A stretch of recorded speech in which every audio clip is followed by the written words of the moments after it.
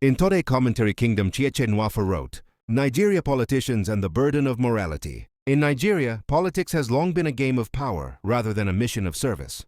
It is a theater where the loudest voices often drown the voice of conscience, and where morality, though constantly invoked in speeches, rarely survives the heat of ambition. The burden of morality on Nigerian politicians, therefore, is not just heavy. It is one that many have chosen to drop entirely. Politics in its purest form should be about the people, their welfare, dignity, and future. Yet in Nigeria, it too often becomes an avenue for self-enrichment and political survival.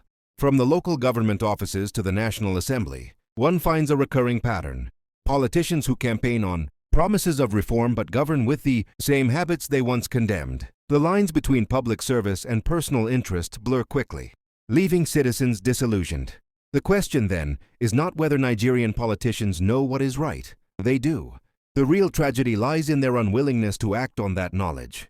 Power has become an end in itself, not a means to transform society. The moral compass, once guided by the ideals of honesty, empathy, and justice, is now often replaced by the ruthless pursuit of influence and wealth.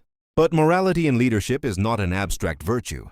It reflects in how leaders manage public funds, treat their citizens, and uphold the rule of law. When politicians divert funds meant for hospitals, schools, or infrastructure, they do not merely break financial regulations, they assault the moral fabric of the nation. When leaders use ethnicity, religion, or party loyalty as tools of manipulation, they deepen social divides and erode trust in institutions. Yet the responsibility does not rest on politicians alone. The Nigerian society too bears a share of this moral decline.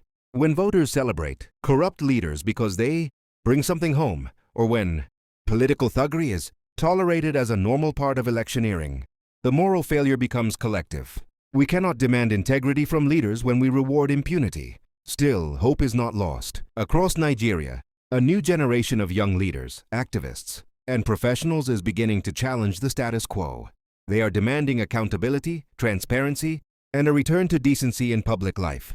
For morality to regain its place in politics, these voices must not only be heard but supported. Ultimately, the burden of morality in Nigerian politics is one that must be reclaimed, not as a moral sermon, but as a civic duty.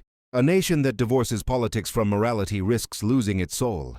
If Nigeria is ever to rise above its cycles of corruption and instability, it must rediscover the moral foundation upon which true leadership stands: service to humanity above self. The commentary was written by Kingdom Chieche Nwafor.